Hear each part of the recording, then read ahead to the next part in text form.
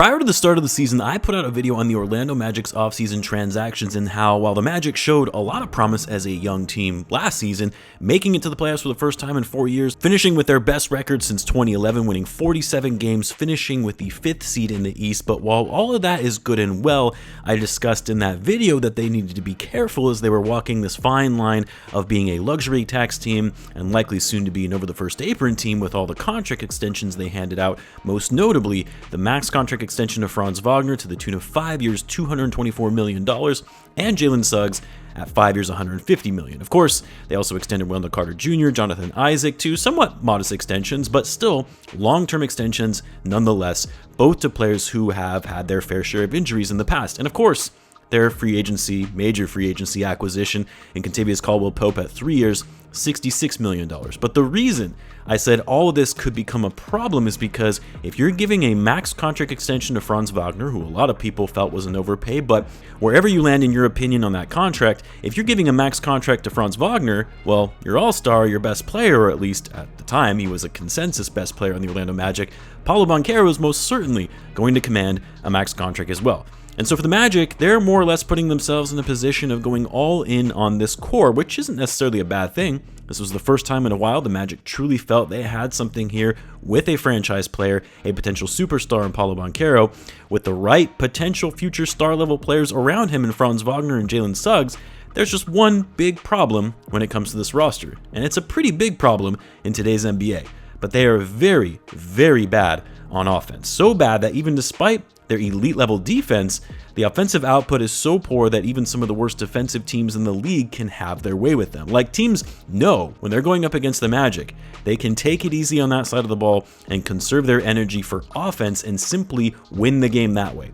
But while we can sit here and rip into the Magic's horrible offense, the question now more so should be focused on what do they do to fix these offensive woes? Because as much as Magic fans may like to think, well, they're just going through a rough stretch right now, they'll figure it out and get back into contention, they were already glaring holes for this team offensively, even when they were fully healthy last season. And without significant changes to their overall schemes on offense and personnel, they're just going to continue to be sitting in the middle in perpetuity. So anyway, let's talk about it a bit more in depth. Of course, be sure to subscribe if you like this type of content. We are nearing 100,000 subscribers, and I would love to see if we could get over that mark before the end of the season. Now, of course, when it comes to the Orlando Magic and addressing this season, you can't do it without mentioning the plethora of injuries they've had, especially to their key players. Paolo Banchero has missed 34 games this season. Franz Wagner has missed 20 games. Suggs has been out more recently. He's missed 17 so far. Mo Wagner, obviously season-ending injury. Wendell Carter Jr. missed some games. So yes, when your best players have missed a considerable amount of time, it's obviously going to be tough to establish any semblance of consistency and continuity when you're out there on the court. However, like I mentioned before, the Magic's issues that we've seen from them on offense stem all the way back to last season, which was a good season for them, but major holes that have carried over into this year and have in fact gotten much worse. Consider this, the Magic have the second worst offensive rating in the NBA this season, only behind the Washington Wizards, the worst team in basketball, who they're not far off from being behind them, by the way. Their current offensive rating is at 107. That's in the bottom 5 of overall offensive ratings in the last 5 seasons across the entire NBA. They're dead last in the league in points per game at 103.8 points, which is the lowest scoring output we've seen in the league since the 2019-20 season. They're dead last in the league in pace. They're last in the league in three-pointers made and three-point percentage, and they're 27th in the NBA in overall field goals attempted and dead last in field goals made while sitting 28th in overall field goal percentage. They don't move the ball well. They're 28th in the league in assists per game, and they turn the ball over at a pretty high rate. In short, they play a slow, half-court style offense that is predicated on heavy isolation plays to try and get to the foul line or score inside. Little ball movement, zero spacing. That kind of offensive system is a disaster in today's NBA, which you can argue all you want whether the current state of offense in the NBA is good or bad for the league, but that's how it's played today. Teams take a lot of threes.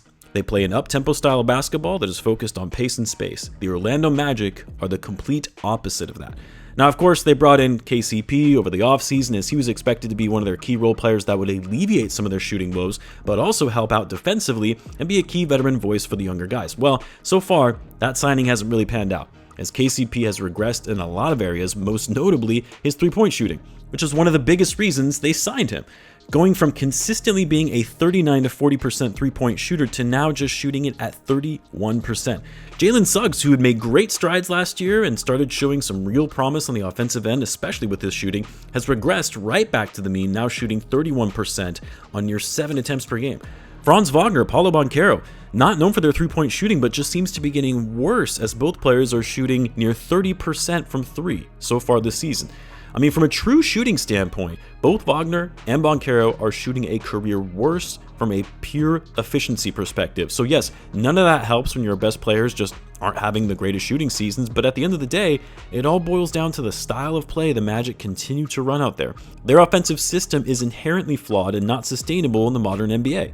Take it from a Bulls fan who had to endure 3 seasons of the Bulls being one of the slowest paced teams in the league, heavy isolation, half-court offense with little ball and player movement, consistently getting fewer shots up than their opponent. The Bulls had decent talent on their roster, but their style of offense, simply put, did not hold up in this league. And I'm seeing the same thing from the Magic. There's talent on the roster, they've got some promising young players, but you cannot consistently win games when you're getting up fewer shots than your opponent. Like, it's pretty simple when it comes to basketball. It is that much harder to beat your opponent when you're putting up 10 less shots than they are in a game. You have to be incredibly efficient in order to even stay in the game if you're not getting as much shots up. And that's amplified when it's far fewer three-pointers. And it would be one thing if the Magic were just super efficient on offense, and then it doesn't really matter if you're getting up less attempts than your opponent, but they're not. 28th in the league in overall field goal percentage, dead last in three-point percentage. Hell, even their free throw shooting, which that's one of the things that they are good at, is getting to the foul line, but they're 26th in the NBA in free throw percentage once they get there. Nah, this team has a lot of work to do if they truly want to be a legitimate title contender in the league, especially after going all in on this core.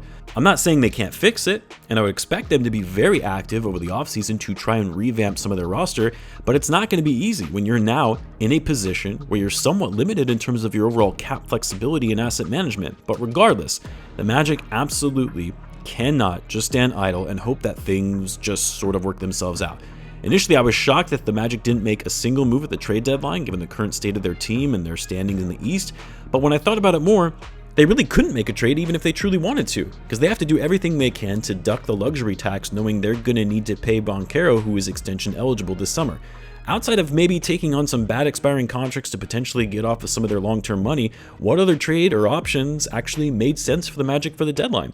Taking on expiring deals just to move off of, say, Wendell Carter Jr. or Jonathan Isaac's contract isn't really going to do much to elevate their roster. But they also can't take on any additional long-term money, as it would easily put them over the luxury tax and into the first apron in just a couple years' time. Now, maybe they're going to do that anyway, because they might realize it's the only way for them to truly make meaningful upgrades to the roster, but then of course you're taking a big risk by spending a lot of money, hamstringing your payroll, and limiting your options for a team that, as of right now, is a play-in team at best. And I know some will say, well, they're young, Banchero is only in his 3rd season, Wagner and Suggs are in their 4th, they still haven't even entered their primes yet, sure. But the core problems of the Orlando Magic still exist regardless of how these guys continue to progress. Like Wagner, despite his poor shooting efficiency, is actually having a pretty sizable leap from last year when it comes to his overall scoring and playmaking, and yet the Magic still have the same struggles in offense that we saw last season. So yes, I'm sure all these guys will get better over time given their age, but can this core, and I'm mainly talking about the 3 guys who the Magic are clearly building around in Banchero, Wagner, and Suggs, can these guys lead this team to a championship, or at least get them to a level of being legitimate contenders in the Eastern Conference? Do any of those 3 have the potential of being future superstars in this league? And if the answer is no, then what are we doing here?